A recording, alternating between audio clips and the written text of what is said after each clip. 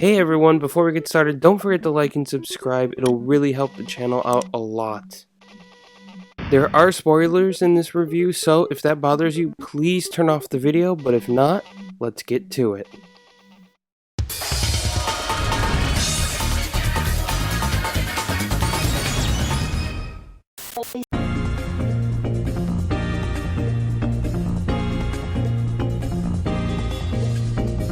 When we think of video game icons, we think of people like Mario, Sonic, or even guys like Mega Man.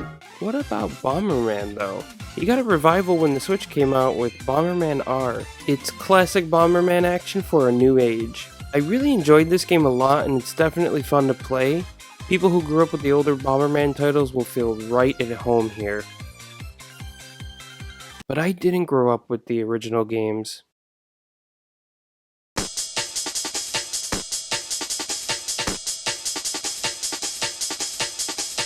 Bomberman Hero was released in Japan on April 30th, 1998. Just take a look at this box art. It's awesome. You have Bomberman and all of his power-ups, you have a good shot of each side character, and you even get a looming shot of the big bad in the background. But I gotta be honest, I have no idea why they show Black Bomber here, like he's a main character or something. He shows up like twice. He's even on the US box art too, and I never understood why.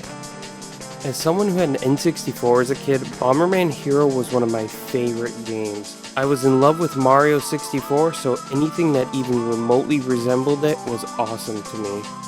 But what about nowadays? Does this game still hold up? The story is real simple. It's Star Wars. You have a princess, a droid, and a hero. You're tasked with stopping the resurrection of the big bad Bagular, who was defeated in one of Bomberman's earlier games. There are 5 main worlds for you to go through, and each of them have their own unique theme and spin on things. You'll traverse more techno-like levels, forests, deserts, and things like that. And then finally you conclude the main adventure atop a space station.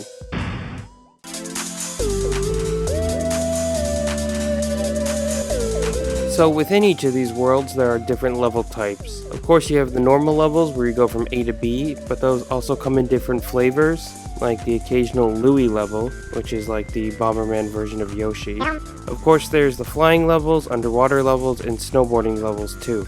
These aren't my favorite thing in the world, and I definitely prefer the standard levels, but they're not so bad. There are various enemies in each world as well, and they take different methods to defeat.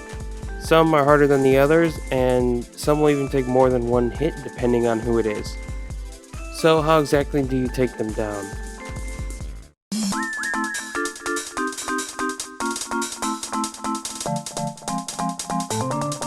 As Bomberman, you're armed with bombs. I bet you didn't see that coming. What's neat is you'll be able to use them in a few different ways along your journey. Except planting the bombs, you won't do that so much, even though that's what Bomberman is supposed to do anyway, but don't worry about that. You start with 4 health points, but this increases with the blue gems that you'll pick up along the way, and on top of the blue gems, you'll come across a bunch of different items as well. You'll collect and use these to either boost Bomberman's abilities, or they'll go towards your point tally, which is calculated for a final score at the end of each level. You get graded 1 through 5 based on how many points you accumulate in each level, and so when you get all 5s in every level and collect these things, you'll get a little post-game action.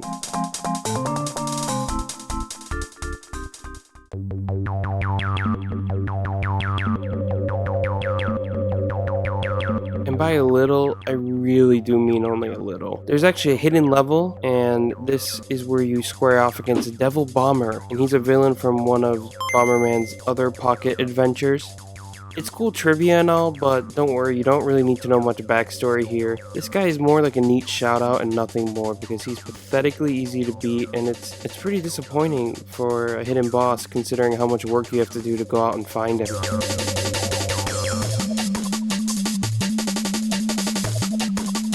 In addition to the final boss, there are a few bonuses as well, and these are pretty neat, especially the Golden Bomber ones. You get to run around a couple of levels that are usually reserved for flying or swimming only. The snowboarding time trials and treasure hunts are pretty fun too. And here's a neat little fun fact, but if you mash the start button while the game boots up, you'll actually unlock a bonus menu. Hudson released a turbo controller only in Japan, and so actually this menu was supposed to be unlocked by using that thing.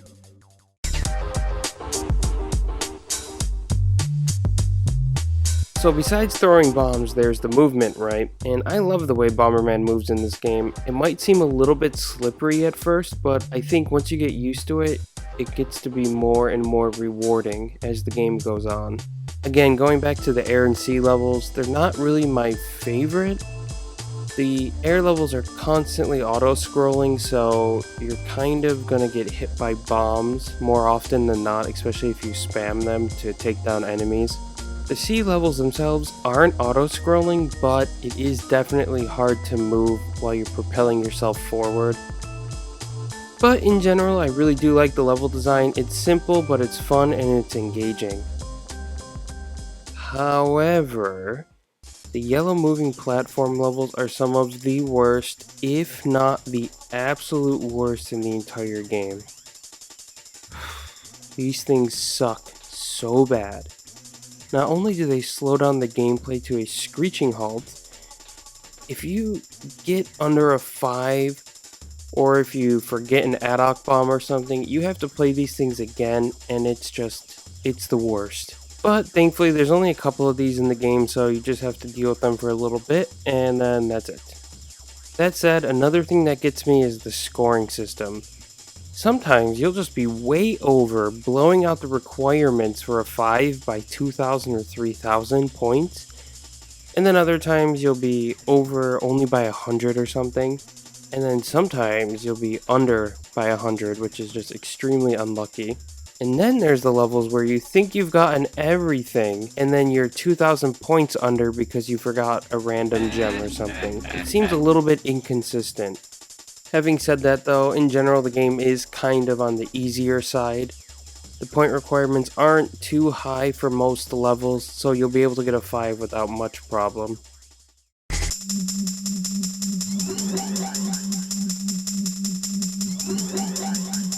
One thing I can't sing enough praises about is the music. The music in this game is just phenomenal, and it's great when a game has a good soundtrack, but it's even better when the soundtrack just fits the mood and everything so well it fully immerses you in the experience. And not even just the OST, but the design in general is great. There's actually a few levels where there's just no music at all, and I think it fits perfectly.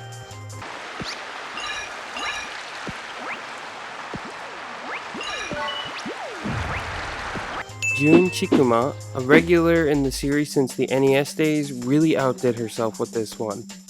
It's honestly a shame this game wasn't more popular because despite what you might think of the gameplay and everything else, I think most people agree this soundtrack is outstanding.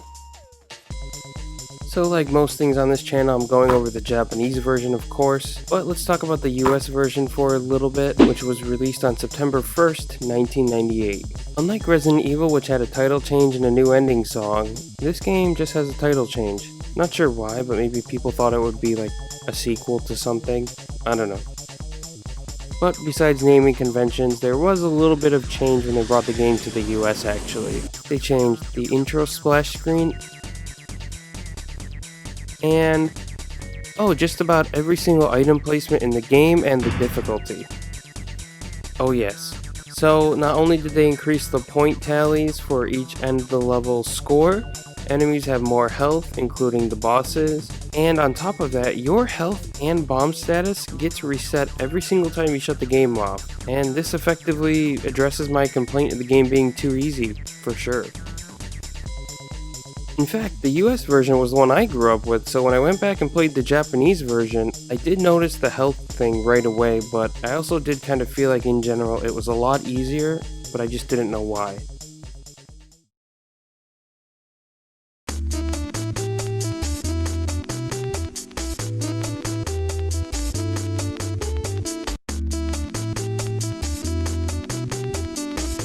So, I actually never fought the Devil Bomber as a kid because I couldn't get a 5 in each level, and now we know why, right? So I only saw the main ending. which is, of course, very reminiscent of Star Wars, right? Bomberman gets a ceremony, gets a medal from the princess, and everyone is happy. The end. But that said, I do like the final ending a lot, actually. After going back and beating the game all those years later, it was a nice, low-key, subtle one, and it feels right.